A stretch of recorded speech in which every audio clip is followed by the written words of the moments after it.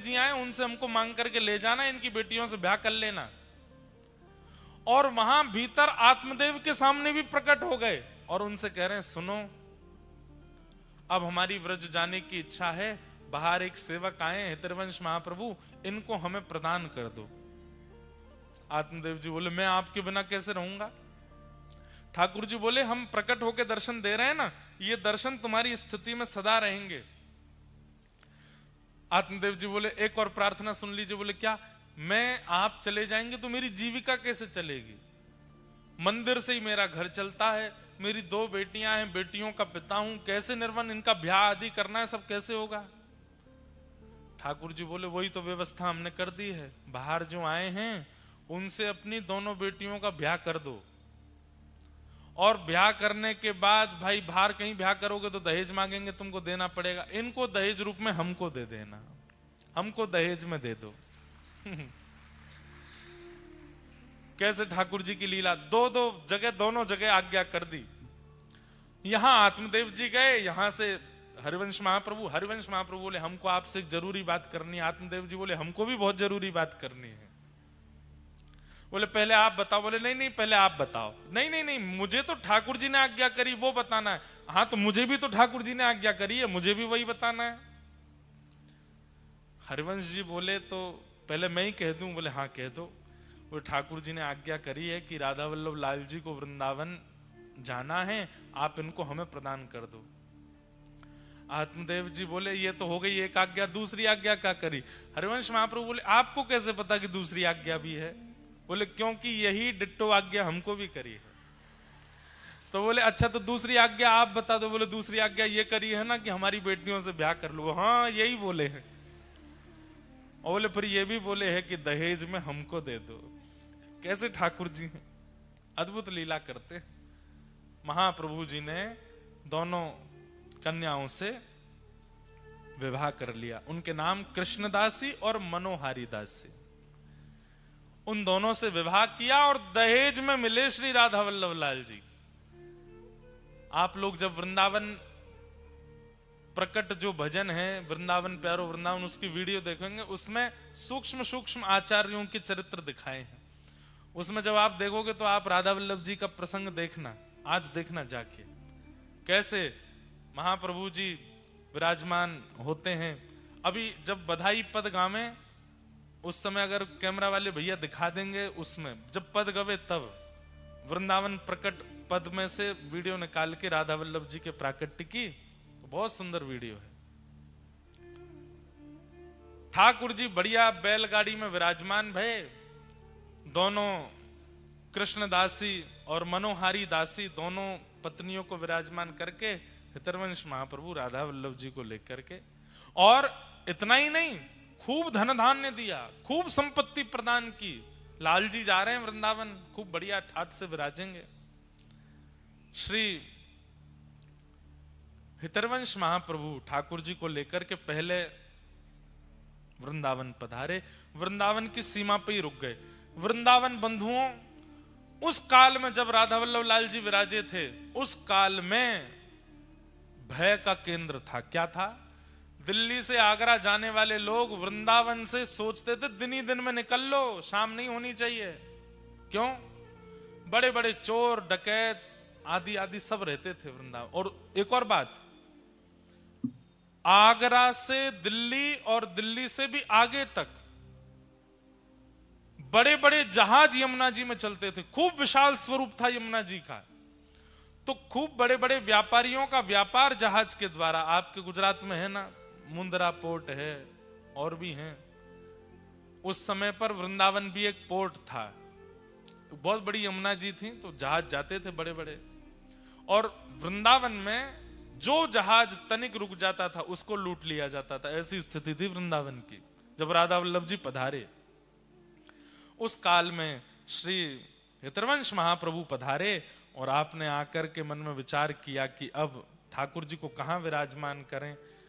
तब आप पूरे वृंदावन में घूमे और सब जगह ढूंढते ढूंढते ढूंढते तभी पहुंचे ऊंची ठौर, एक ऊंचा सा टीला था। और यहां के जो वृक्ष वल्लरियां थी वो सामान्य नहीं थी। कैसी थी? वो स्थिर नहीं रहती। जैसे वृक्ष क्या स्थिर रहता है, आपको हटाना पड़ता है, लेकिन जैसे ही आप आगे चलो वृक्ष अपने आप हट रहे हैं, अपने आप रास्ता दे रहे हैं, अपने आप छाया बना रहे हैं। ऐसे मूवेबल वृक्ष थे ऊंची ठौर के। जब हितरवंश महाप्रभु ने उन वृक्षों के कुंजों को देखा, बोले ये बढ़िया जगह, उसी का नाम रखा मदन टेर। और श्री राधा वल्लभ लाल जी को लेकर के श्री हितरवंश महाप्रभु जी ने आज ही के दिन वहां विराजमान किया।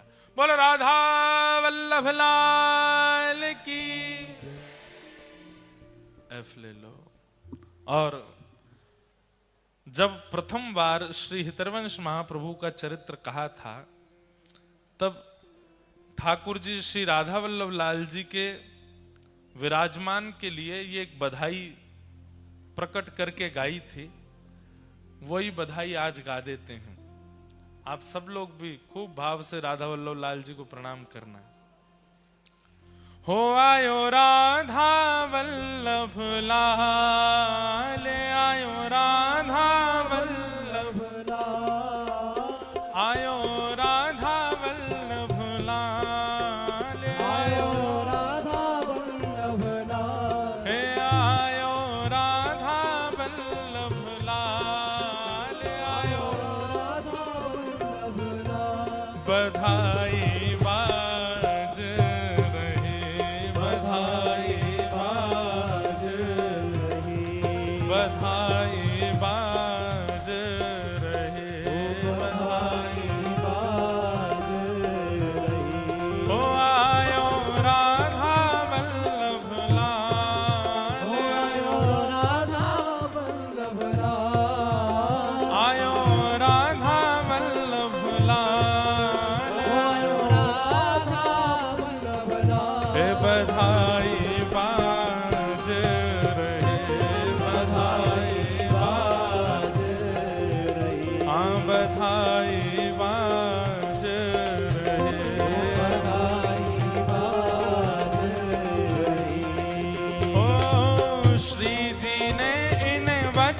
सुनायो, श्री जी ने वचन सुनायो, श्री जी ने इन वचन सुनायो, श्री जी ने वचन सुनायो। हे श्री हरिवंश जी लेकर आयो, श्री हरिवंश जी लेकर आयो, हे श्री हरिवंश जी लेकर आयो,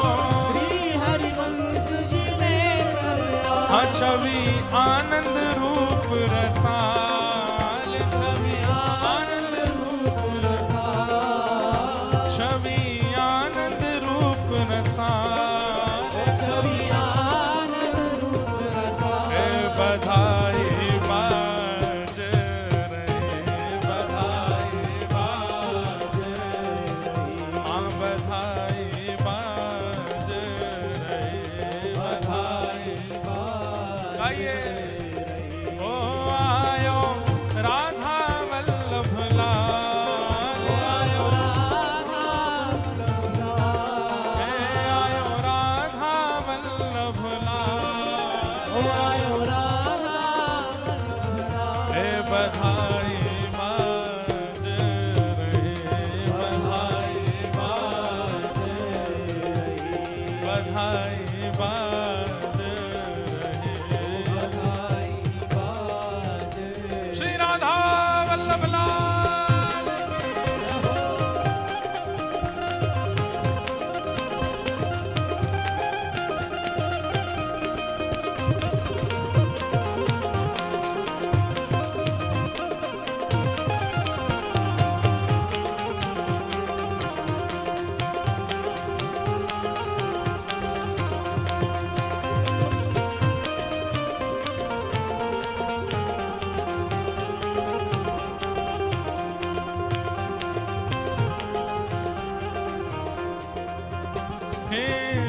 हरिवंश जी नाचे गावे, श्री हरिवंश जी नाचे गावे, श्री हरिवंश जी नाचे गावे, श्री हरिवंश जी नाचे गावे। भर भर के बधाई लुटावे, भर भर के बधाई लुटावे, भर भर के बधाई लुटावे, भर भर के बधाई लुटावे। आज मेरे मन में सुबह ही पतो चली मुकू, अगर कल भी दिमाग में आगे हो तो कि आज राधा वल्लभ जी को प्राकट्य दिवस है तो हम आज खूब सुंदर बधाई उत्सव करते, पर कोई बात नहीं, कल कथा में ठाकुर जी का प्राकट्य होना ही है तो आज की भी बधाई, कल डबल बधाई मिलेगी आपको। ठाकुर जी के जन्म की भी बधाई, राधा वल्लभ जी के जन्म की भी बधाई। हे भर भर के बधाई लुटावे, भर भर के बधाई लुटावे, हे भर भर के बधाई लुटावे, भर भर के क्यों? बधाई लुटावे। हो मेरे प्राणन के प्रतिपाल, मेरे प्राणन के प्रतिपाल, मेरे प्राणन के प्रतिपाल, मेरे प्राणन के प्रतिपाल। हे बधाई बाज रहे, बधाई बाज रहे, ओ बधाई बाज रहे, हो आयो राधा वल्लभ लाल, आयो राधा वल्लभ लाल, हे आयो राधा वल्लभ लाल, आयो राधा वल्लभ लाल। हे बधाई बाज रहे, बधाई बाज रहे, ओ बधाई बाज रहे, बधाई हो।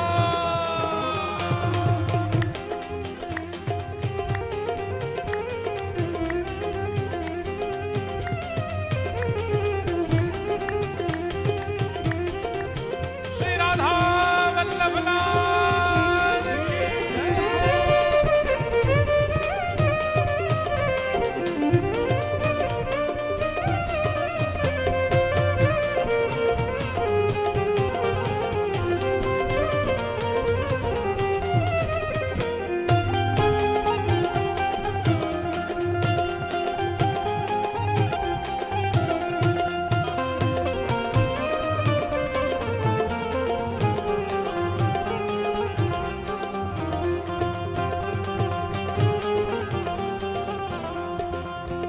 हे वृंदावन में बाजी बधाई, वृंदावन में, बाजी बधाई, वृंदावन में बाजी बधाई, वृंदावन में बाजी बधाई। श्री राधा वल्लभ सी निधि जो पाई, राधा वल्लभ सी निधि जो पाई, श्री राधा वल्लभ सी निधि जो पाई, राधा वल्लभ सी निधि जो वो सब नाचे दे दे ताल, सब नाचे दे दे ताल, सब नाचे दे दे ताल, सब नाचे दे देता। हे बधाई बाज रहे, बधाई बाज रहे, बधाई बाज रहे, हे आयो, ओ आयो, हे आयो राधा वल्लभ लाल, आयो राधा वल्लभ लाल, ओ पायो राधा वल्लभ लाल, हे बधाई बाज रहे, बधाई बाज रहे, हे बधाई बाज रहे।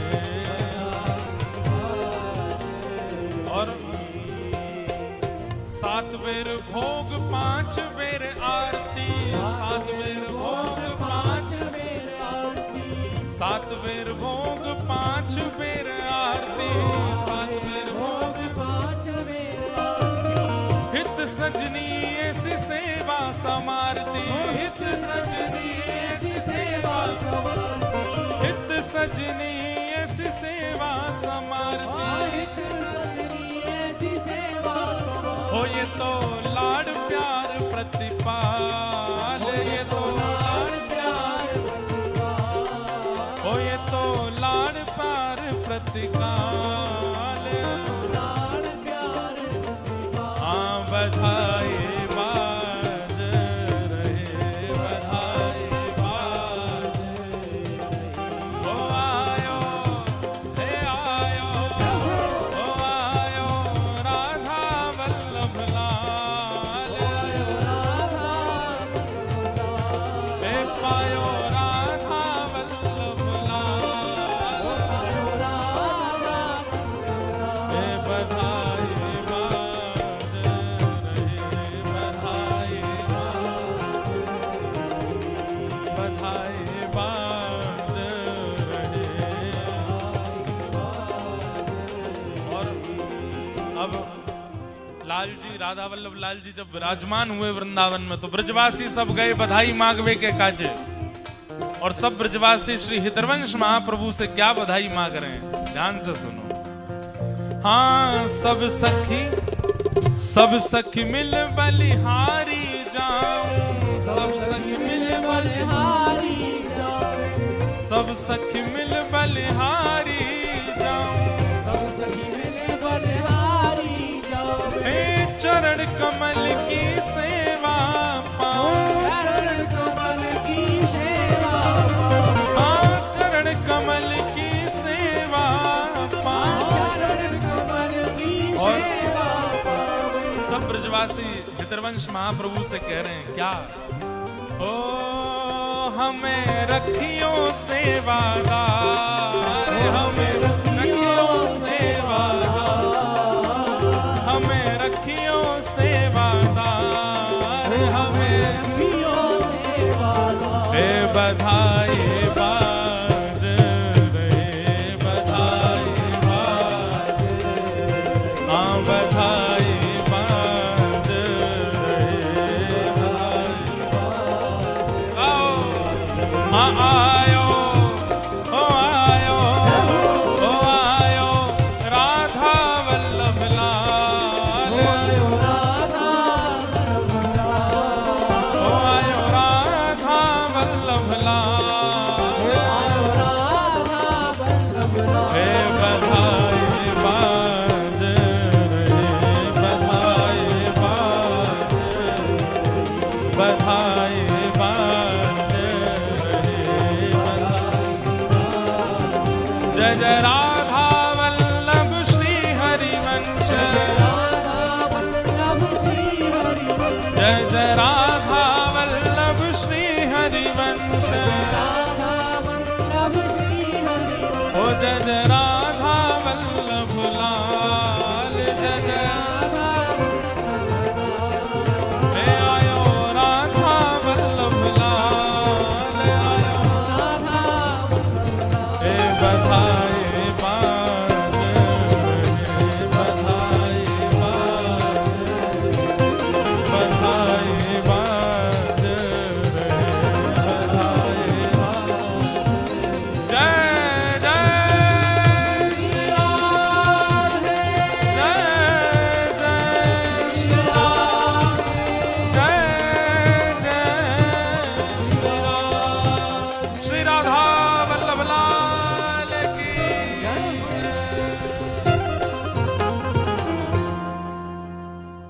ऐसे हमारे वृंदावन में प्यारे श्री राधा वल्लभ लाल जी विराजमान हुए।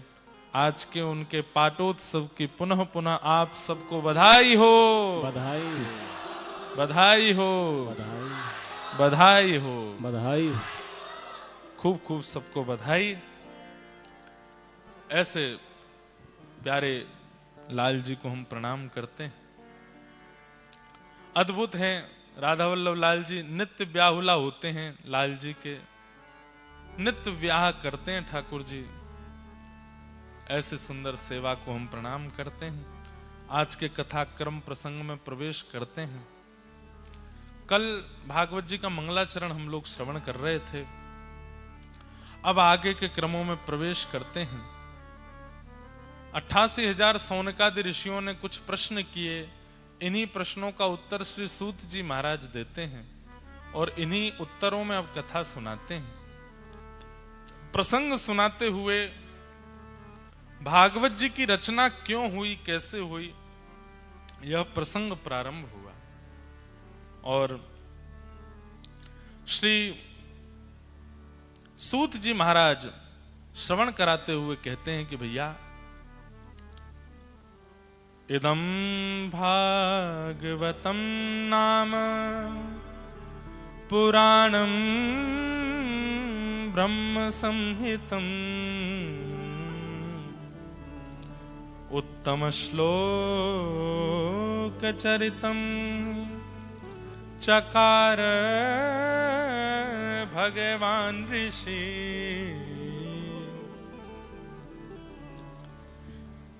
किसी भी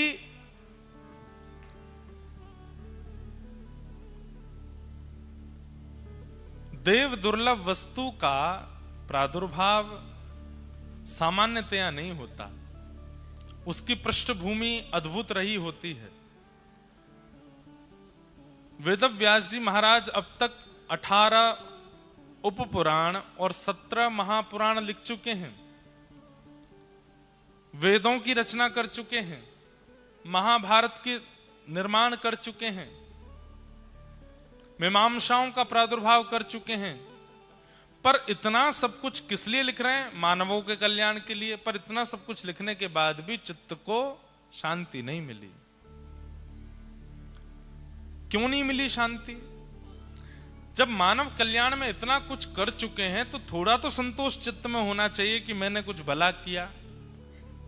लेकिन व्यास जी के चित्त को एक बात सदा परेशान करती रहती है कि मैंने जितनी रचनाएं कर ली, इनसे संभवतः मानव कल्याण नहीं हो पाएगा, उतना नहीं हो पाएगा जितना मैं सोच के बैठा हूं।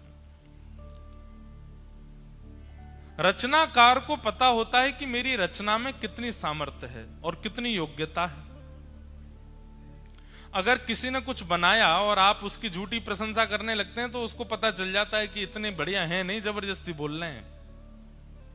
क्योंकि निर्माणकर्ता को पता होता है कि जो वस्तु बनी है वो उसकी इच्छा, योजना और परिकल्पना पर खरी उतरती है कि नहीं।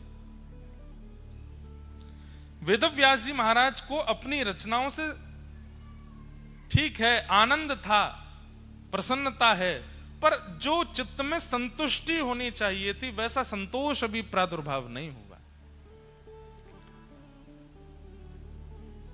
तब वहां श्री नारद जी का आगमन हुआ और नारद जी महाराज ने आकर के व्यास जी से कहा, आपके मुख पर बड़ी चिंता है। यहां जो लोग हैं उनसे ने बोल दो कि बोले नहीं। नारद जी महाराज ने व्यास जी से कहा कि व्यास जी, आपके मुख पर इतनी चिंता का दर्शन क्यों? एक बात आप सब लोग बहुत ध्यान से सुनो। मैं हमेशा इस प्रसंग में एक बात कहता हूं कि व्यक्ति किसी भी योजना में लगा है और अगर उसे संतुष्टि नहीं होती है तो उसे क्या करना चाहिए, इस प्रसंग में जरूर सुनिए। आप करोड़ों रुपया कमाते हैं, आप खूब मेहनत करते हैं, दिन से रात तक लगे रहते हैं, लेकिन सब कुछ प्राप्त हो जाने के बाद भी घर है, बंगला है, बच्चे हैं, गाड़ी है, सब कुछ है, पर संतुष्टि नहीं है चित्त में। जरूरी नहीं है धनवान व्यक्ति को ही हम ये बात कह रहे हैं। दूसरे ज्ञानवान व्यक्ति खूब पढ़ लिख लिए, सब कुछ नॉलेज, सारी नॉलेज चित्त में आ गई है, लेकिन फिर भी चित्त में संतोष नहीं है। महाराज जी गौ सेवा करते हैं, गौ सेवा में संतुष्टि नहीं हो पा रही। संतुष्टि के लिए क्या किया जाए? यहां पर नारद जी महाराज व्यास जी को समझा रहे हैं कि ऐसा क्या करें जिससे हमारे कार्य से हमको संतुष्टि का भाव हो। अच्छा, कई कार्य ऐसे हैं उनमें कभी संतुष्ट होना नहीं चाहिए, जैसे कि ठाकुर जी की भक्ति, उससे कभी संतुष्ट मत हो। भक्ति से कभी संतुष्ट नहीं होना चाहिए। जो व्यक्ति भक्ति से संतुष्ट हो गया, समझ लो उसने अपना जीवन व्यर्थ कर दिया उसी दिन जिस दिन उसको संतुष्ट हुआ। 7वें दिन कथा सुनने के बाद आपने अगर ये विचार कर लिया, वाह बढ़िया हो गया, अब हमने कथा सुन ली, तो समझ जाओ कि उसी दिन से आप अपना नाश करना प्रारंभ कर दोगे। संतुष्ट कथा से नहीं होना। कथा 7वें दिन तो यूं हो कि भगवान अब दोबारा कब मिलेगी सुनने को, अभी तो मन भरा ही नहीं, अभी तो कुछ प्राप्त हुआ ही नहीं, ऐसी इच्छा। सेवा, ठाकुर जी के कितना भी सुंदर श्रृंगार करो, कितना भी बढ़िया उत्सव करो, कितने भी बड़े उत्सव कर लो, लेकिन सब आपसे प्रशंसा करके जाएं, बहुत बढ़िया उत्सव किया, बहुत बढ़िया अनुष्ठान किया, लेकिन आपके चित्त को असंतुष्ट ही होना चाहिए। अभी कुछ हुआ नहीं, अभी और करना है मुझे, अभी और करना है। पर सांसारिक क्रियाओं से संतुष्टि होनी आवश्यक है। भोजन से संतुष्ट होना चाहिए, धन से संतुष्ट होना चाहिए, परिवार से संतुष्ट होना चाहिए, पत्नी, पति, बच्चे, खानदान और ये सब व्यवहार, इनसे संतुष्ट होना चाहिए। अगर इसमें असंतुष्ट हैं तो आप महासंसारी बनते चले जाओगे। इसमें संतुष्ट होना आवश्यक है। वेदव्यास जी महाराज मानव कल्याण के लिए निकले हैं, इसलिए उनकी संतुष्टि आवश्यक है। क्योंकि किसी के कल्याण के लिए कुछ करना चाहते हैं और कल्याण करने वाला स्वयं संतुष्ट नहीं है, तो जिसका वो कल्याण करना चाहता वो कैसे संतुष्ट होगा। व्यास जी महाराज ने मन में विचार किया क्या करें।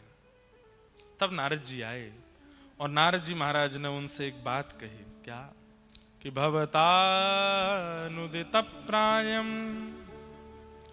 यशो भगवतो मलम ये नैवासौ न तुष्येत मन्ये तद्दर्शनं खिलम् न यद्वचश्चित्रपदं हरेर्यशो जगत्पवित्रं प्रणीत करहिचित् तद्वायुषं तीर्थमुशन्ति मानसा न यत्र हंसा निर्मुक्त शिक्षया। सत्संग कितना जरूरी है जीवन में बंधुओं। अगर बन सके ना, हर दिन अपने कार्य के बीच में, अपनी पढ़ाई के बीच में, अपनी कमाई के बीच में कहीं भी एक किसी सज्जन व्यक्ति से जरूर मिला करो। और नहीं मिल सकते, नहीं इतनी व्यवस्था ऊंझा में नहीं आ रहे जा रहे, कोई सज्जन व्यक्ति नहीं मिलते, सत्संग नहीं हो पाता, फोन है सबके पास, उस पर कोई कथा सुन लो, 15-20 मिनट कुछ भी सुन लो। और एक बात आपको बताएं, मन में प्रश्न धारण करो, मुझे इसका समाधान चाहिए, और ये समाधान मुझे मिले इस भाव से मैं कोई सत्संग श्रवण करने के लिए YouTube खोलो और विशेष आचार्य चरण जो जिनकी कथाएं, जिनके सत्संग प्रवचन अद्भुत होते हैं, खोलो और कोई भी रैंडमली स्क्रॉल करके एक खोल करके 20 मिनट सुनिएगा। आपके संशय का समाधान निश्चित मिल जाएगा। रैंडमली कहीं भी खोल लीजिए। सत्संग की ऐसी, इतना वर्सेटाइल होता है सत्संग कि आपके मन में जिज्ञासा जो होगी उसका प्रत्युत्तर कहीं ना कहीं आचार्य चरण दे ही देंगे। मन में कोई व्याकुलता है, मन में कोई व्यथा है, मन में कोई असमंजस है, आप सत्संग का आश्रय लो, आपको समाधान मिलेगा, निश्चित मिलेगा। अरे हम तो सामान्य जीव हैं, देवताओं को समाधान मिल जाता है, ऋषियों को समाधान मिल जाता है, गंधर्वों को समाधान मिल जाता है, हमें नहीं मिलेगा। वेद व्यास जी महाराज से नारद जी कहते हैं, व्यास जी आपने जितनी भी रचनाएं की हैं, रचनाओं की संख्या तो बहुत है, क्वांटिटी तो बहुत है, क्वालिटी नहीं है। ऐसा नहीं है कि क्वालिटी नहीं है, पर क्वालिटी में भी,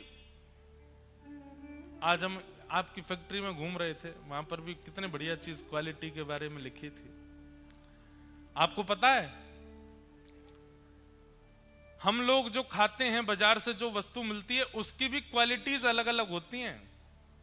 विदेश की क्वालिटी अलग होती है, स्वदेश की क्वालिटी अलग होती है, परदेश की अलग। अब चाय जो होती है, चाय पीते हैं कई लोग, तो चाय के बगान में एक बार गया तो नहीं हूं मैं, एक व्यक्ति से मिला था, वो बता रहे थे महाराज जी आपके इतने नंबर की चाय हम लेके आए। मैंने कि इतने नंबर? वो बोले नंबर होते हैं चायों में, तो प्रथम श्रेणी का जो सबसे बढ़िया वाली होती है वो विदेश जाती है। मैंने कहा अच्छा, और मध्यम वाली? बोले मध्यम वाली जो होती है वो अपने प्रयोग में रहती है, हमारे घर वालों के रिश्तेदारों के प्रयोग में।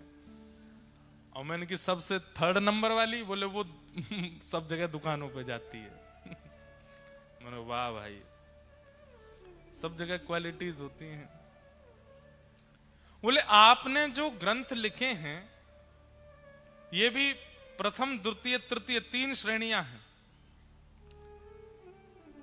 आपने जो ग्रंथ लिखे हैं, जितना भी रचना आपने की है, वो अभी प्रथम श्रेणी की नहीं की है।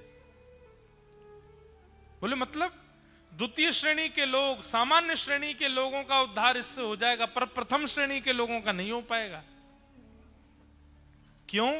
कारण क्या है? सावधानी से सुनिएगा।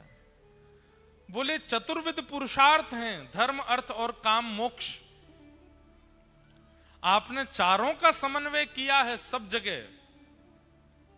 धर्म कैसे हो ये बताया है, अर्थ कैसे हो ये बताया है, कामनाएं पूर्ति कैसे हो ये बताई है, मोक्ष कैसे मिले ये बताया है, परंतु पंचम पुरुषार्थ प्रेम के बारे में आपने कुछ नहीं लिखा, इसलिए आपका मन अशांत है। बहुत ध्यान से सुनो। हम लोग सब 4 कार्यों में ही रहते हैं, धर्म अर्थ काम और मोक्ष। सुबह उठने से रात्रि सोने तक, रात्रि सोने से सुबह उठने तक भी हम लोग केवल 4 क्रियाओं में ही रहते हैं, धर्म अर्थ काम मोक्ष। स्नान करना धर्म है, वस्त्र पहनना धर्म है, तिलक लगाना धर्म है, व्यापार पे जाना धर्म है, सब धर्म। अब ये धर्म करते हैं, इसके बीच में हमारी कामनाएं हो जाती हैं। क्या कामना हो गई? फेफड़ा खाना है, क्या फाफड़ा खाना है, फाफड़ा खाना है, और क्या खाते हैं? खांडवी खानी है। एक वो आपके ऊंझा में क्या प्रसिद्ध मिलता है? छैना जी का, नहीं एक मिनट रुको, छैना जी का क्या? गोटा। भाई देखो, हमारे गुजराती भाई बहन आप सब लोग बहुत अच्छे हो। उत्तर भारत में अगर किसी को हंसी नहीं आ रही हो तो गुजराती व्यंजनों के नाम बोलने लग जाओ, वो अपने आप हंस जाएगा। छैना जी का गोटा। अब ऐसा लगता है कि कोई गोटी है उसको तल देते होंगे, गोटा बन जाता होगा। छैना जी का गोटा।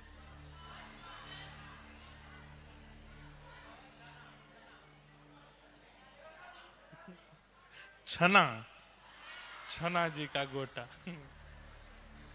हमने सुना है कि गुजरात के लोग जब नाथ द्वार जाते हैं, माउंट आबू जाते हैं या वापस अहमदाबाद जाते हैं तो ऊंझा वही खाने रुकते हैं, क्या? गोटा। वाह भाई, छना जी का गोटा। तो बढ़िया है, हमें भी थोड़ा स्वाद तो कराना कैसा है। तो सुनिए, जहां बात चल रही है वहां आ जाओ। अभी तक तो पता था फाफड़ा, ढोकला, खांडवी, खमन होता है, और है वो, अरे सब पता है। अब तो गोटा आ गया नया, बढ़िया है। थेपला, वाह। मन हो रहा है कि कथा विश्राम करके प्रसाद ही पालें, बढ़िया आज। तो धर्म हम सब करते हैं, अपने कार्यों के लिए जाते हैं। कोई बिजनेस करता है, कोई जॉब करता है, कोई मंदिर में बैठते हैं, पुजारी जी बनते हैं, कोई हस्तरेखा देखता है, एस्ट्रोलॉजर हैं, कोई प्लेन उड़ाता है, कोई रेल चलाता है, कोई गाड़ी चलाता है, सब धर्म कर रहे हैं। हमारा जीवन का प्रथम मूल्य आप देखेंगे, इन चारों से बाहर जाते ही नहीं हम। सबसे पहला धर्म, इसके बीच में अर्थ। धर्म से हमें पैसा कमाना है, फ्री फोकट में तो कोई कुछ नहीं करता, अपना घर चलाना है, घर बनाना, गाड़ी खरीदना, सब धर्म अर्थ। धर्म करते हैं अर्थ की प्राप्ति के लिए। इसी बीच में आ जाता है काम। कामना हो जाती है। क्या कामना हो जाती है? ये खाना है, ये पीना है, ये पहनना है, ये ऐसे करना है, मतलब ये कामनाओं की पूर्ति करने लगते हैं। धर्म अर्थ काम, और इन तीनों को करते करते पूरा जीवन निकाल देते हैं। धर्म अर्थ काम, धर्म अर्थ काम, धर्म अर्थ काम, और जैसे ही दांत गिर जाते हैं, आंखों पे जाला पड़ जाता है, नाक से नाला बहने लगता है, लाठी से चलने लग जाते हैं, फिर एक ही कामना रह जाती है, अब मोक्ष मिल जाए। धर्म अर्थ काम और मोक्ष, इन चारों के अलावा पांचवा हमारे पास कोई काम नहीं है। हम इन चारों में ही घूमते रहते हैं, लेकिन संतुष्टि नहीं होती। कितना भी धर्म कर लें, मतलब कितनी भी मेहनत कर लें कर्म करके, संतुष्टि नहीं होती। बड़ी बड़ी फैक्ट्री बना ली, बड़े बड़े व्यापार कर लिए, खूब टर्नओवर कर लिया, साल में नंबर 1 पे नाम आ गया, लेकिन फिर भी संतुष्टि नहीं होती चित्त को। भारत के 10 सबसे धनवान व्यक्तियों से कभी मिल लीजिए, क्या वो संतुष्ट हैं? ना, संतुष्ट नहीं। इतना पैसा आता है फिर भी संतुष्ट नहीं है। इतना धन कमाने वाले, धर्म करने वाले, संतुष्ट नहीं।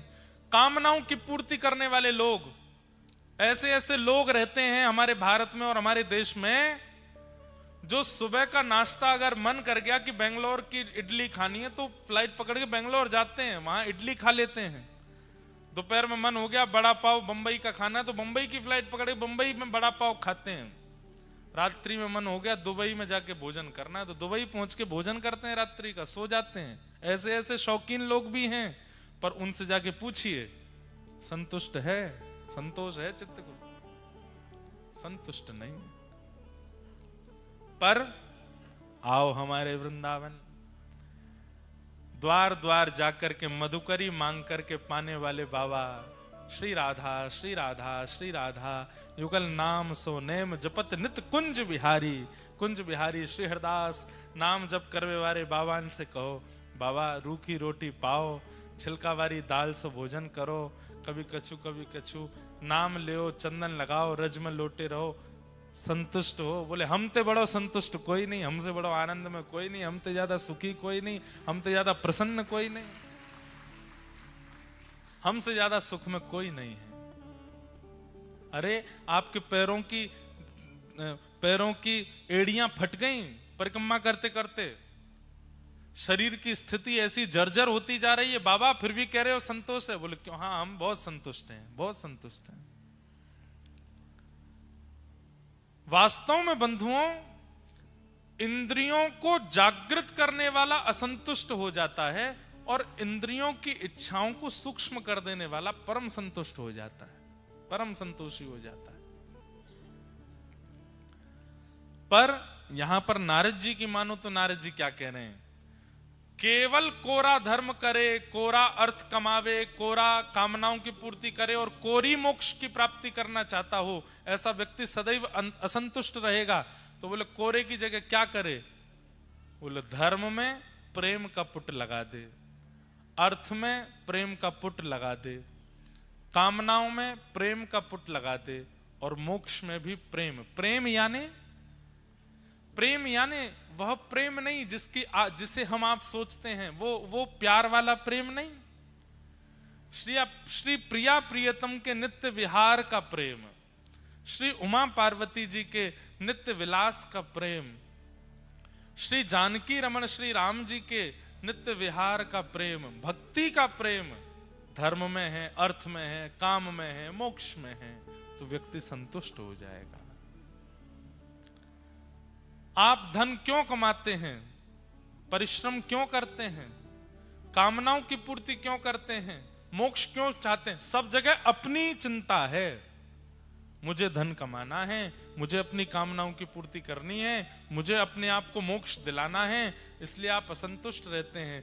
सब जगह पर केवल ठाकुर जी विराजमान हो जाएं। धन क्यों कमाना है? इतना धन कमानो है कि महाराज घर भी चल जाए, खूब सुंदर कथा भी है जाए, वृंदावन में जाके बिहारी जी को बंगला भी बन जाए, श्री गिरिराज जी की सुंदर तलेटी में 56 भोग भी लग जाए, संतन की सेवा भी है जाए, गौ सेवा भी है जाए, इतना धन। अब धन कमाने के पीछे इच्छा क्या हो गई? गौ सेवा भी है, ठाकुर जी की सेवा भी है, भागवत की कथा भी।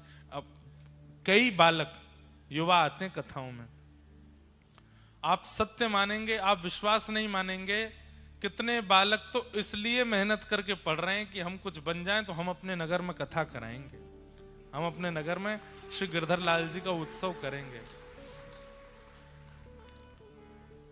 एक तो करा भी चुके, एक बालिका ने सिविल्स के एग्जाम दे रही थी, 1-2 बार क्लियर नहीं हुआ, माता पिता के साथ आई, बहुत सामान्य से परिवार से, इतना सामान्य परिवार कि कई बार सप्ताह में किसी दिन भूखा भी रहना पड़ता, भोजन नहीं है घर पे।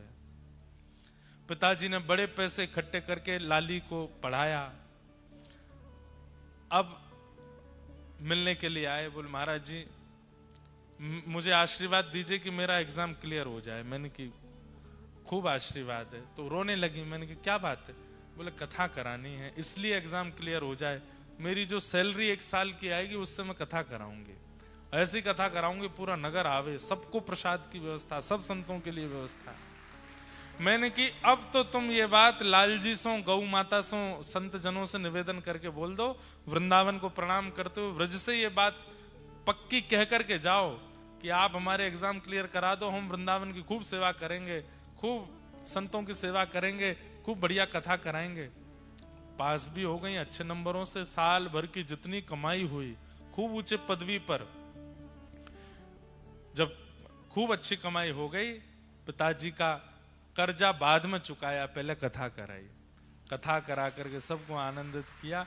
अब पिताजी का जो कर्जा था, जो स्टडी लोन लिया, वो सब चुकाया।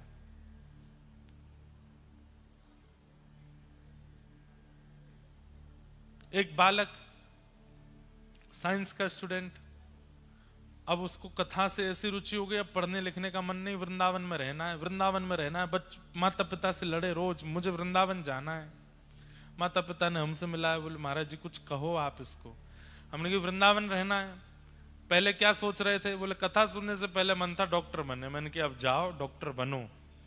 और पिताजी से कहा कुछ पैसा लेकर के इकट्ठा करके वृंदावन में एक प्लॉट ले लो, इनके लिए एक फ्लैट बनवा दो और आगे क्लिनिक बनवा दो, वृंदावन में ही डॉक्टर बन जाना। हो गया ब्रजवास भी, डॉक्टर भी बन जाओगे। और मैंने कहा सबसे तो खूब मोटी फीस लेना, देखने की, चिकित्सा करने की, लेकिन कोई ब्रजवासी आ जाए, कोई संत आ जाए, कोई महापुरुष आ जाए, उनसे 1 रुपया मत लेना, उनकी फ्री में सेवा भी करो, डॉक्टर भी बन जाओ। अब वो बालक डॉक्टर बन गए, वृंदावन में रहते हैं, खूब प्रेम से सेवा करते हैं ठाकुर जी की। मतलब आपके धर्म, अर्थ, काम और मोक्ष चारों में अगर प्रेम विराजमान है, सेवा विराजमान है, ठाकुर जी की भक्ति विराजमान है, तो आपसे बड़ा संतुष्ट कोई नहीं है। लेकिन आप केवल अपना विचार करते हैं, अपनों का विचार करते हैं और धर्म, अर्थ, काम, मोक्ष के पथ पर चले हैं, आपसे बड़ा असंतुष्ट कोई नहीं होगा। आप सदैव असंतुष्ट ही रहोगे। कितना करते हैं फिर भी मन नहीं भरता, कितना कमा लेते हैं फिर भी मन नहीं भरता।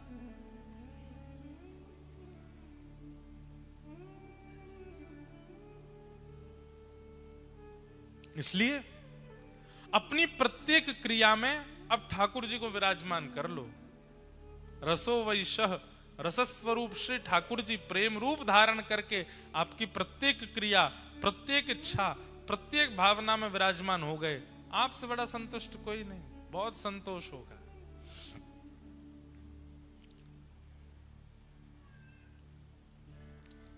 नारद जी महाराज व्यास जी को समझा रहे हैं, व्यास जी धर्म, अर्थ, काम, मोक्ष चारों की व्याख्या आपने सारे पुराणों में की है, पर कहीं भी प्रेम का पुट नहीं लगाया, इसलिए आप असंतुष्ट हो।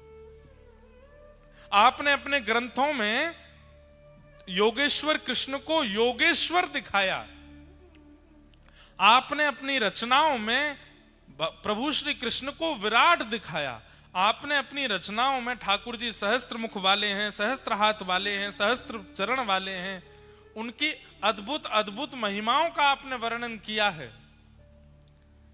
लेकिन वही ठाकुर जी कितने प्रेमी हैं ये आपने नहीं बताया, इसलिए आप असंतुष्ट हो। आपने उनके वैभव का प्रकाश कर दिया, आपने उनके प्रभाव का प्रकाश कर दिया, उनके स्वभाव का प्रकाश नहीं किया है, इसलिए आप असंतुष्ट हो। किसी भी ग्रंथ में आपने ये वर्णन किया कि व्रज में ठाकुर जी कैसी लीला करते हैं, गोपियों के साथ कैसा विहार करते हैं, अपने मधुमंगल, श्रीदामा, तनसुका, मनसुका जैसे सखाओं के संग ठाकुर जी कैसी लीला करते हैं? आपने कहीं वर्णन किया? नहीं, इसलिए आपका मन असंतुष्ट है।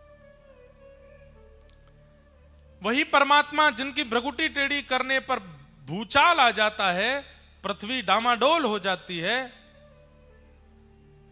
वृंदावन में छचिया भरी छाछ पे नाच नचायो, थोड़ी सी छाछ के लिए नृत्य करते हैं, आपने कहीं वर्णन किया? नहीं किया।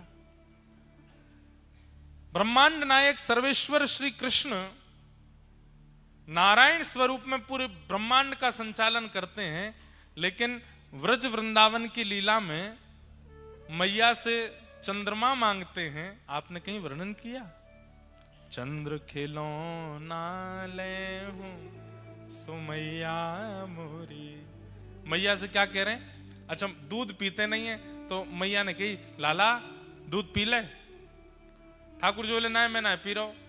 मैया बोली अगर तू दूध पिएगा तो मैं तुमको एक खिलौना दूंगी। तो ठाकुर जी बोले कौन सा खिलौना? जे चंद्रमा जे खिलौना दूंगी। आप तो ठाकुर जी जिद कर रहे हैं मैया मैं तो यही खिलौना लूंगो। मैया बोली पहले दूध पी। सो ठाकुर जी चुपचाप दूध पी ले में, पूरा दूध पीवे के बाद में फिर मैया सो कह रहे हैं चंद्र खिलौना ले हूं सुमैया मोरी। मैया बोली अच्छा लाला चंदा लेगो? हाँ आज नहीं कल दूंगी। सोई ठाकुर जी बिखर गए। मैया तेने झूठ बोल के दूध पिवाई दियो और मना कर रही है ना दे सकूं तो चंद्रमा। जय हो लोट अब ही धरण पे, जय हो लोट अब ही धरण पे, तेरी गोद न आए हूं सुमैया मोरी, तेरी गोद गोद लाए हो सुमैया। ठाकुर जी उतर गए मैया की गोद से और जमीन में जैसे बालक जिद करते हैं ना, तो कई बालक आपने देखे होंगे वो रोते हैं, कई बालक जो हैं वो चिल्लाते हैं, पर कई बालक हैं वो जिद के कारण जमीन पर गिर पड़ते हैं और अपने हाथ पैर मारते हैं। ऐसे ही ठाकुर जी जमीन पर गिर गए। अपने पूरे तन को मैया ने सुंदर नवा धुवा के तैयार किए हैं। रात्रि में सोने से पहले कम श्रृंगार कियो है। ठाकुर जी सबरो श्रृंगार बिगाड़ने लगे, पूरी मट्टी लगा लगा के अपने तन पे लगा। मुंह चंद्रमा दे नहीं तो अपनो रूप बिगाड़ू मैं। मैया बोली जेऊ कोई जिद है लाला, मुझको चंद्रमा चाहिए, मुझको अबई ला के दे। तेने मोते काय को कही कि चंद्रमा देगी और अब मैंने दूध पी लिया तो क्यों ना दे रही?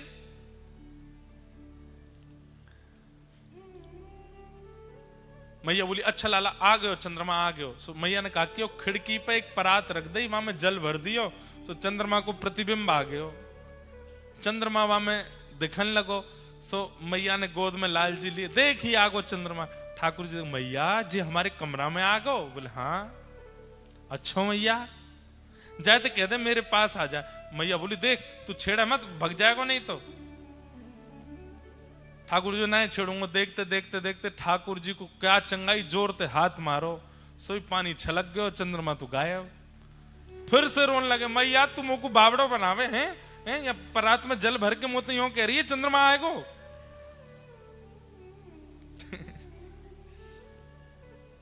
सोई गोद से उतर गए और बोले मैया अब मैं जा रहा हूं, पूरे गोकुल में हल्ला करूंगा। मैया बोली कहा हल्ला करेगो? हूं तो सुत में नंद बाबा को, हूं तो सुत में नंद बाबा पर तेरो सुत ना कहे हूं सुमैया मोरी, तेरो सुत ना कहे। मैया मैं पूरे गोकुल में हल्ला कर दूंगा। कहा आज के बाद यदि मोते कोई ने यशोदा को लाला कही तो बापा गोबर फेंक के मारूंगा। मैं तो नंद बाबा को लाला हूं, तेरो लाला ना हूं मैया। बालक गुस्सा में कह दे मैं तो पापा का बेटा हूं, आपका नहीं हूं, ऐसे कह देते हैं। ऐसे ठाकुर जी कह रहे हैं, हूं तो सुत में नंद बाबा को, तेरो सुत ना कहे। जैसे ही ठाकुर जी ने कही कि मैं नंद बाबा को लाला हूं, तेरो लाला ना हूं, मैया को हृदय करुणा से भर गयो। मैया अरे मेरो लाला, इतकू आजा, इतकू आजा। मेरी सुन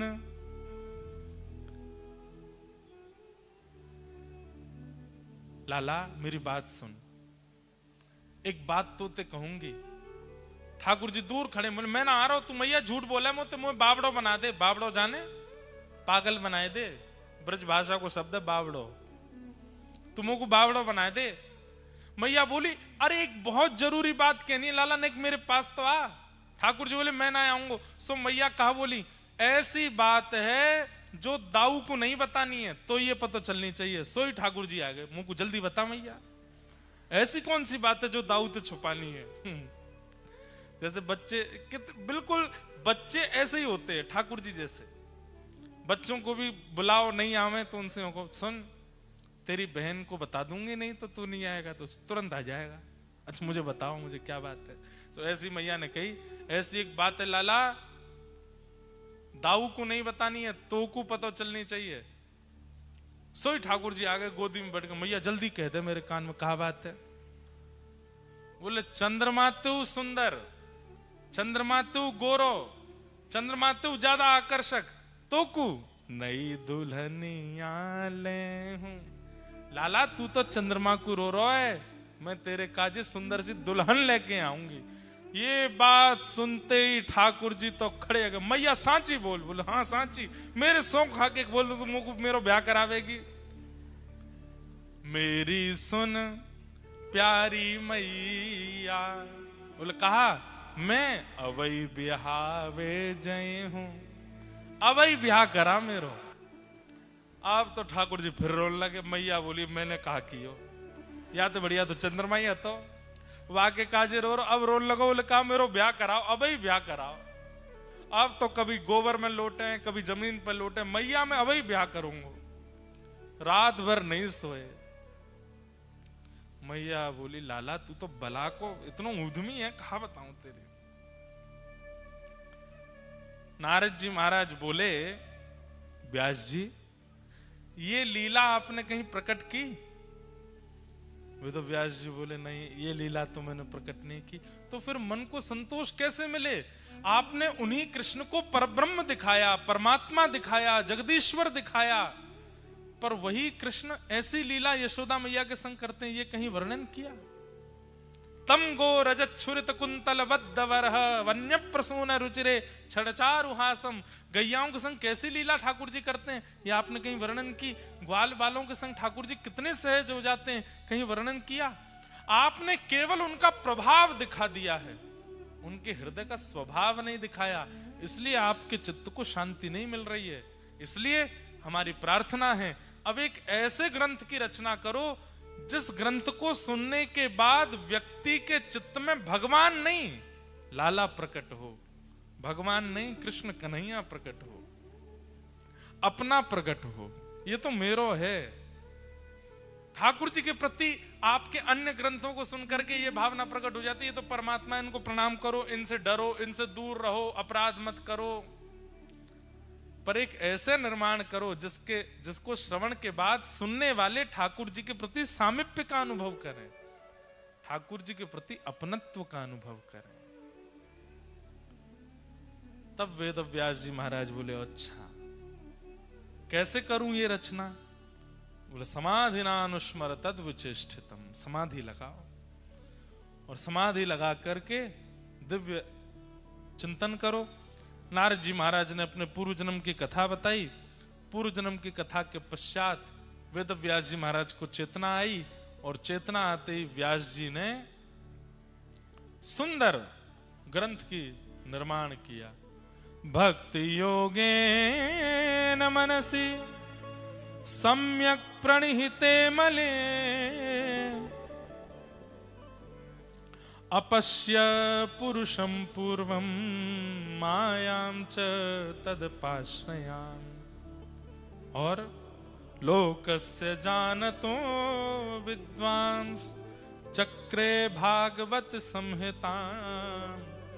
एक ऐसी संहिता, ऐसे ग्रंथ का निर्माण किया जिसको श्रवण करने के बाद व्यक्ति के चित्त में माया और परमात्मा, ये दो जो एक दिखते थे अब अलग अलग होने लगे। और सम्यक हितम यासा संहिता, सबको अपने कल्याण का, अपने हित का अनुभव होने लगा। ऐसे ग्रंथ का निर्माण किया जिनका नाम है श्रीमद् भागवत महापुराण। भागवत जी वास्तव में क्या है? ठाकुर जी को आपका बना देती हैं। ये भागवत जी की कृपा है। भागवत में वर्णित भगवान की लीला, भगवान की कथा, भगवान का स्वरूप, भगवान का अनुभव, वो ठाकुर जी को अपनत्व की स्थिति में लिया था। ये हमारे हैं। श्याम सुंदर सदा हमको प्यारे रहे, हम उन्हीं के रहे, वो हमारे रहे। श्याम सुंदर सदा हमको प्यारे रहे, हम उन्हीं के रहे। किसी ने आज प्रश्न किया मुझसे, हम ऐसा क्या करें कि ठाकुर जी हमें पकड़ लें? हमने कल कथा में कहा था ना कि आप ठाकुर जी को पकड़ोगे तो आप कहीं भी भटक सकते हो, पर ठाकुर जी आपको पकड़ लेंगे तो आप चाह करके भी कहीं नहीं भटक पाओगे। सजल श्याम घन वर्ण लीन है, फिर चित अनत ना भटक्यो। ध्यान से सुनिएगा, ठाकुर जी आपको पकड़ लें उसके लिए सबसे पहले क्या करो? भागवत की कथा सुनो, और कथा सुनने के बाद आचार्य जो नियम यहां बता देते हैं, कथा में सहज ही कहते कहते जिन नियमों को बोलते हैं उन नियमों को धीरे धीरे पालन करने का प्रयास करो। श्रीमद् भागवत क्या है? श्रीमद् भागवत का पंडाल क्या है? श्रृंगार घर। क्या है? श्रृंगार घर। यहां पर आप सब लोग आए हैं अपना श्रृंगार कराने के लिए, और हम हैं श्रृंगारी। हम मंच पर बैठकर के श्रीमद् भागवत जी के श्लोकों से, कथाओं से आपका श्रृंगार कर रहे हैं। पर श्रृंगार घर में इतने सारे लोग आए हैं, कोई व्यक्ति ज्यादा मचलता है, हिलता डुलता है, इधर उधर मुंह करता है, तो फिर उसका ऐसा ही श्रृंगार होता है। अच्छा, श्रृंगार करवाना किसके लिए है? श्रृंगार किसके लिए कराया जाता? किसी को लुभाने के लिए, किसी को आकर्षित करने के लिए, किसी को अपने प्रति आकृष्ट करने के लिए श्रृंगार करते हैं। यहां पर कथा के द्वारा किया गया श्रृंगार ठाकुर जी को आकृष्ट करता है। ये पीछे खड़े खड़े लाल जी यही देखते रहे कौन को कैसा श्रृंगार भयो, कौन के प्रति मुख को आकर्षण करनो है। जोशी जी की कथा सुनती थी बाई सा मीरा बाई, और कथा सुनकर के ऐसा श्रृंगार करती थी कि गिरधर लाल जी के नेत्रों को भा गई, पकड़ लिया बाई सा। महाप्रभु जी के चिंतन को श्रवण करते थे श्री सूरदास जी, ऐसा चित्त का श्रृंगार हुआ कि ठाकुर जी को भा गए, पकड़ लिए सूरदास जी। यहीं गुजरात में जूनागढ़ में बैठ करके महादेव के मंदिर में जाकर के कथा सुनते थे नरसिंह मेहता, अपनी दादी के साथ जाते थे, और जाकर के जब कथा श्रवण करते थे, कथा श्रवण करते करते ऐसा चित्त का श्रृंगार किया, पकड़ लिया श्री द्वारिकाधीश जी ने। सीधी बात, कथा श्रृंगार है। यहां बोले हुए प्रत्येक शब्द, प्रत्येक वचन श्रृंगार है। जो ध्यान पूर्वक बैठ करके अपना श्रृंगार करा लेता है, उसके प्रति ठाकुर जी आकृष्ट हो जाते हैं, उसको पकड़ लेते हैं और फिर नहीं छोड़ते। लेकिन हम कैसे श्रृंगार कराते हैं? श्रृंगार कैसे कराया जाता है? ऐसे कराया जाता है, बिल्कुल हिलो डुलो नहीं। अब काजल लग रहा है और आप हिल गए तो क्या होगा? यूं फैल जाएगा। लाली मां लग रही है, हिल गए, क्या होगा? इधर उधर फैल जाएगी।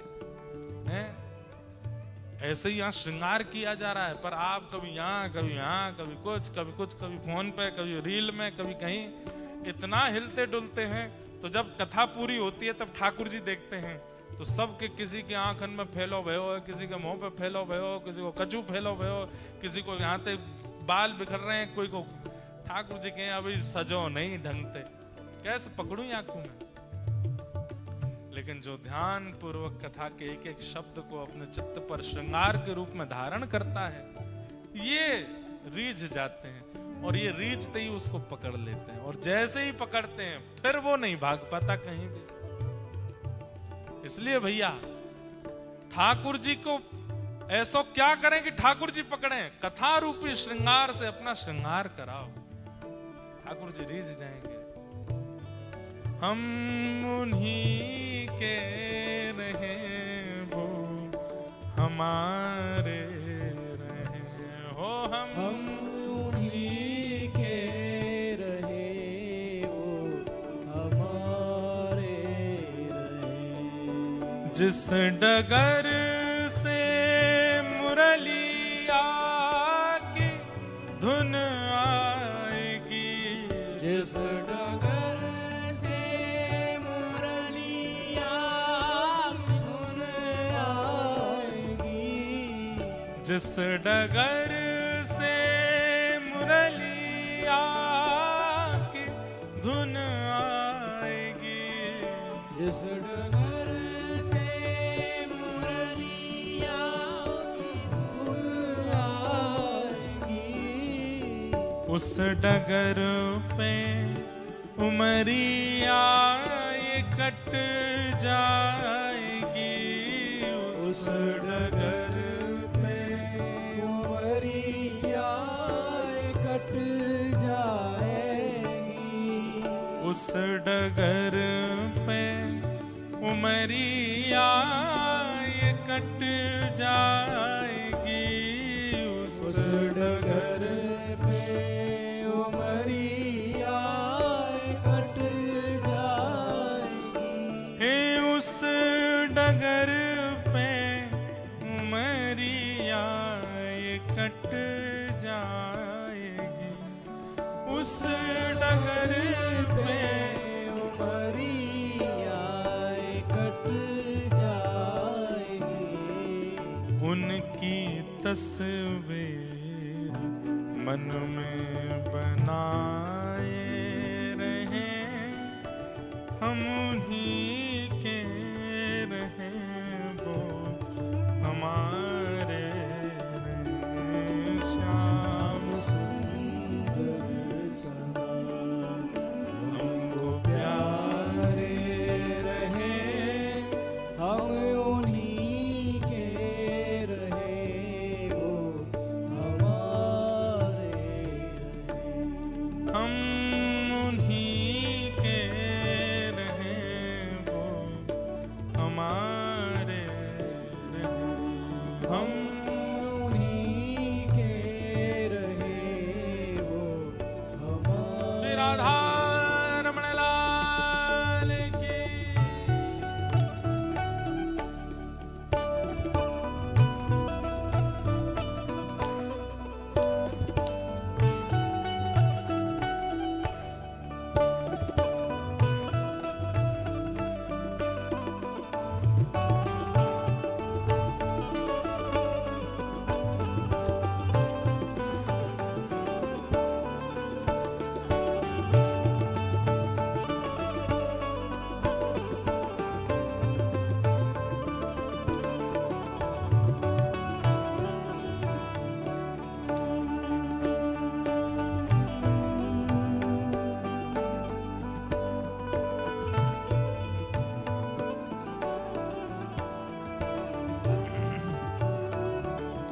हमारे वृंदावन में एक बहुत अच्छे भागवत के वक्ता थे, अभी तो वो प्रियालाल जी के चरणों में विराजमान हैं, श्री पीयूष जी महाराज। उनका ये पद है, उनकी रचना का ये पद है। अंत में कितनी सुंदर बात कहते हैं, प्रेम पीयूष की धार बहती रहे, प्रेम पीयूष की धार बहती रहे, प्रेम पीयूष की धार बहती रहे, प्रेम पीयूष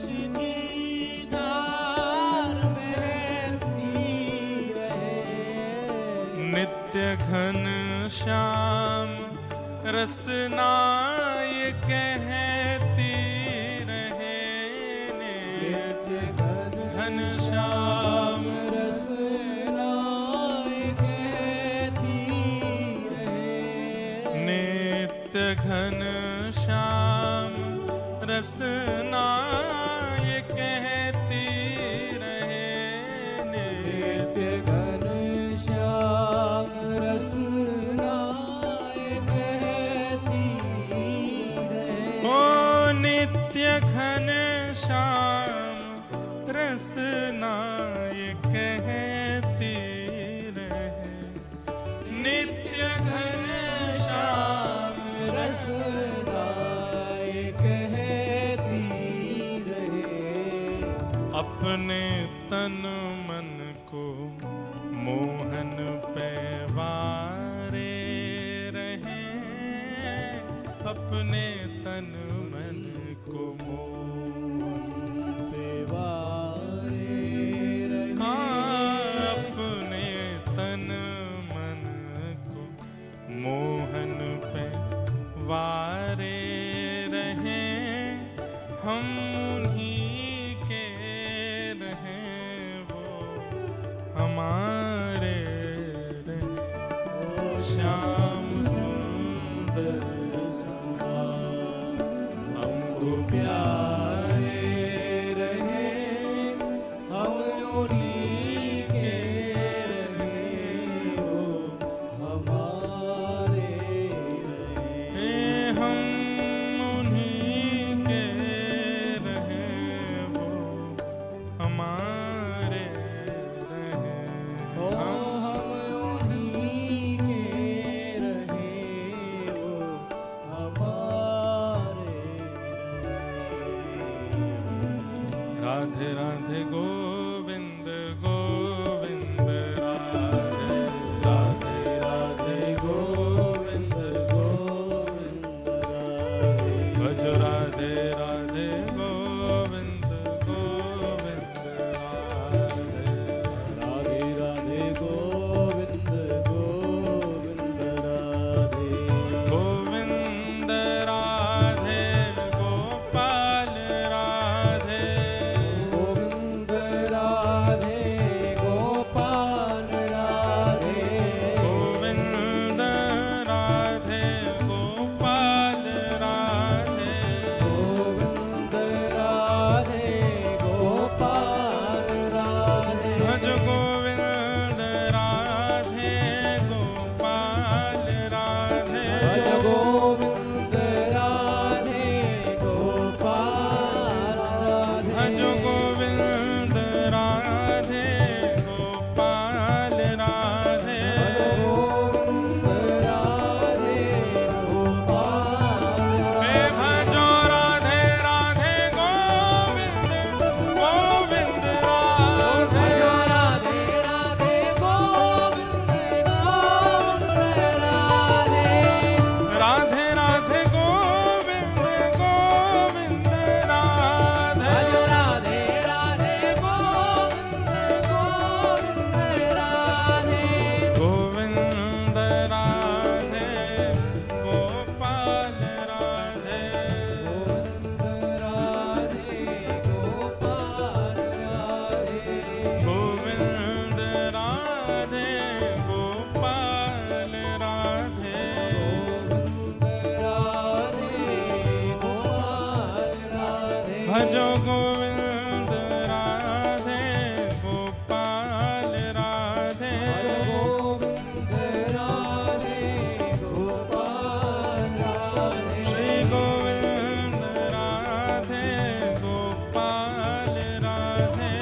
गोविंद राधे गोपाल हे राधे। भजो हाँ भजो ओ भजो राधे राधे गोविंद गोविंद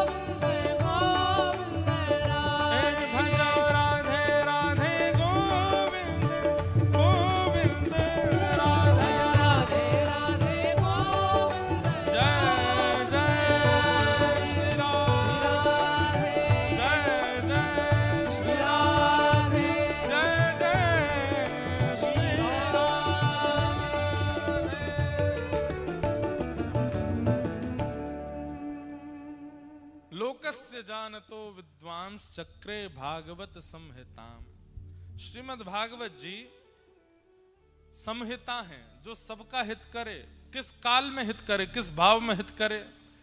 कथा सुनने वाला, कथा कराने वाले की कमाई बहुत हो जाएगी, व्यापार बहुत अच्छा हो जाएगा, परिवार का मंगल होगा, ये सब बाद की बातें हैं। सबसे पहली बात कि कथा सुनने वाला व्यक्ति ठाकुर जी का हो जाएगा। यही सबसे बड़ा कल्याण है कि आप ठाकुर जी के हो गए। संबंध स्थापित करवाती है भागवत जी की कथा, इसलिए संहिता है। ऐसी भागवत जी संहिता का निर्माण हुआ। अब व्यास जी के चित्त में आया घर घर जन जन तक कैसे पहुंचाएं। तब अपने पुत्र श्री सुखदेव जी को भागवत जी प्रदान की और वही भागवत जी शुकाचार्य जी ने जाकर के परीक्षित को श्रवण कराए। परीक्षित जी महाराज उन्हें 7 दिन में मरने का श्राप लगा। क्यों श्राप लगा यह प्रश्न किया तो महाभारत का थोड़ा अंश सुनाया गया। महाभारत का युद्ध अपने अंतिम पड़ाव पर था। तभी पांडव युद्ध जीत गए। दुर्योधन मरा तो नहीं पर हार करके रणभूमि पर पड़ा है। तब दुर्योधन ने गुरुपुत्र अश्वत्थामा को बुला करके निवेदन किया, अगर हम राज्य गद्दी पर नहीं बैठ पाएंगे हस्तिनापुर की, तो ये पांडव भी नहीं बैठने चाहिए। धर्म युद्ध तो करके देख लिया, अब अधर्म युद्ध कर दो। अश्वत्थामा बोले क्या करूं? बोले जागते हुए तो हम इनको नहीं मार पाए, सोते हुए मार दो। अरे हम तो मरेंगे पर ये भी मर जाएंगे तो कम से कम संतुष्ट रहेगा कि युद्ध जीत भले ही गए पर राजगद्दी पर नहीं बैठ पाए। बंधुओं, ये दुर्योधन प्रवृत्ति आज भी कई लोगों के चित्त में होती है। इस प्रवृत्ति को क्या कहते हैं? पदेषणा। क्या बोलते हैं? पदेषणा। कई लोग संसार में मुझे वस्तु प्राप्त हो इसके लिए प्रयत्न नहीं करते, वो इसके लिए प्रयत्न करते मुझे नहीं मिला तो इसको भी नहीं मिलना चाहिए। और यही दुर्योधन है। ये पांडव कौरव कोई अलग थोड़ा ही है, ये हम आप सब लोगों की विचार ही पांडव और कौरव हैं। बहुत ध्यान से सुनिएगा। कौरवों में सबसे पहला विचार क्या है? दुर्योधन, अगर मैं नहीं बैठा तो कोई नहीं बैठना चाहिए। यह विचारधारा जिसके चित्त में है वो अपने आप को कौरव घोषित कर सकता है, कौरव ही है। और उसके संसार रूपी महाभारत में पराजय निश्चित होगी, हारेगा। दूसरे कौरवों के पक्ष में कौन है? मुख्यों के नाम देख रहे हैं हम। धृतराष्ट्र। धृतराष्ट्र के पास क्या है? नेत्र नहीं है, दिखाई नहीं देता। देखने वाला कोई और है। कौन? संजय। मतलब ये लोग कौन से होते हैं? जो अपनी आंखों देखी या अपने द्वारा अनुभव की हुई वस्तुओं पर विश्वास नहीं करते। कोई कान भर के चला जाए उसकी बात मान लेते हैं। जो दूसरे की कही को सत्य मान करके, दूसरे की कही को सर्वस्व मान करके लोगों का आकलन कर लेते हैं, बड़े छोटे और द्वेष ईर्ष्या की भावना प्रकट कर लेते हैं, ये भी कौरव है। आपने खुद परखा, आपने खुद अनुभव किया, आपने खुद जाकर के देखा?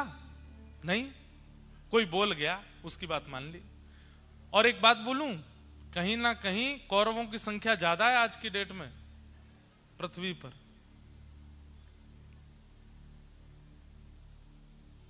हम कथा करके जाते हैं, अब कथा में सब लोग तो नहीं मिल पाते, तो जो लोग नहीं मिल पाते वो लोग पीछे पीछे बातें बनाते रहते हैं।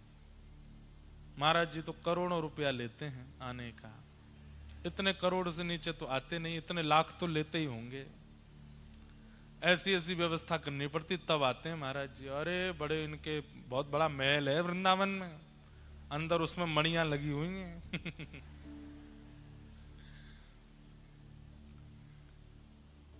और कई लोग उसमें सत्य भी मान लेते हैं। लोग बाग आके हमसे कहते हैं, अपनी पर्सनल बात कहनी नहीं मंच पर, कई लोग कहते हैं आके आपके बारे में ऐसा सुना था हमने, मैंने आपने मान लिया। सब मान रहे थे तो हमको भी मानना पड़ा। मैंने यही तो कौरव हैं। धृतराष्ट्र के पास क्या है? नेत्र नहीं है, स्वयं नहीं देखता है, संजय देख करके बताता है और जैसा बता देता है उसको वो मान लेते। ये कौरवों का दूसरा स्वरूप है। कौरवों का तीसरा स्वरूप क्या है? शकुनी मामा, जो आपका बहुत हितैषी बनता है। नहीं नहीं, आप तो यूं ही करो, जो होगी सो देखी जाएगी, जो होगा सो देखा जाएगा। अरे परिवार बिखरेगा तो क्या, बिखरने दो, हम अपने ऊपर थोड़ी आने देंगे। आप तो करो, आप तो यही करो, यही होना चाहिए। और जैसे सब बिखरने लग जाए, कहाँ हो मामा, दिख नहीं रहे, पड़े हैं। आपने मेरी बात क्यों मानी, मैं तो पहले से अपाहिज था। अच्छा एक बात तो है, कौरवों के संगी साथी सारे अपंग और हैं। धृतराष्ट्र के नेत्र नहीं है और शकुनी के पैर, वो कहीं ना कहीं से अपने विचारधाराओं से दुर्बल हैं। और विचारों से दुर्बल व्यक्ति वो दूसरे को आगे कर देता है और दूसरे को आगे करके कहता है तुम युद्ध करो, और कहीं ना कहीं इसका दूषित भोग फिर उसको भोगना पड़ता है। वो दौड़ करके जाता है, आपने ऐसा करवा दिया। शकुनी ये दूसरा। ये तीसरा महाभारत का पात्र है, जो स्वयं दुर्बल है पर दूसरों को कहता है तुम अपनी बुद्धि लड़ाओ, ऐसे लड़ाओ, मैं बुद्धि दे रहा हूं, करो तुम, और पूरा महाभारत का युद्ध दूषित कर देता है। पांचवा है कर्ण। कर्ण जानता है कि मैं पांडवों का भाई हूं, मैं पांडवों के ही वंश का हूं, पर बदले की आड़ में कि मेरी मां ने मेरा त्याग किया, मैं दुश्मनों का साथ दूंगा।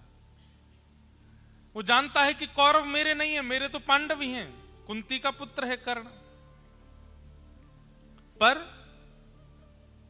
कौरवों के पक्ष में किस लिए है कि इन लोगों ने मुझे अस्वीकार किया है, इन लोगों ने मेरे साथ बचपन से बुरा बुरा किया है, अब मैं इनको इन्हीं के ही विरोधियों के साथ लड़ करके इनको नाश करूंगा।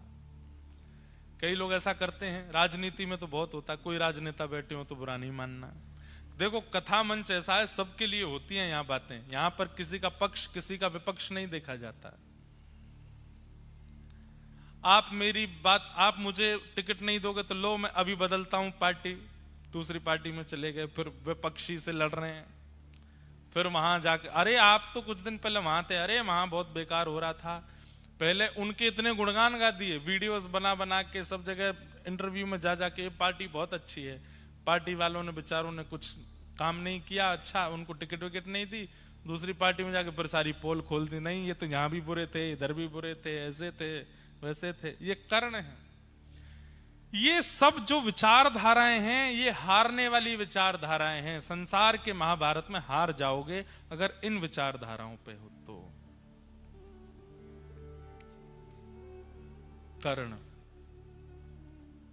जो है तो पांडव, पर अपना पक्ष बदल देता है। अब पांडव कौन है?